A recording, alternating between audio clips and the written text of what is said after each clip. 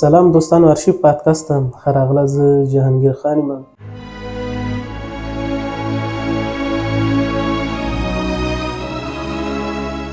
آرشیف پادکست هم جوړ کړی دی. په اړه باندې موږ تاسو ته د تاریخ په اړه باندې موږ تاسو ته ویډیوګانې جوړې کوو او موږ یې تاسو ملتیا غواړو. نو تاریخ چې دا موږ ته تېر وختونه نه راښيي، بلکې دا یې موږ د مخکې را روان ژوند هنداره هم ده او دا موږ ته د خپل د ژوند هغه راښيي. او موږ د سبسکرایب دکمه فعاله کړئ او د نوټیفیکیشن علامه هم ووهئ او په وخت باندې تاسو ته موږ نوی اپډیټ راسي.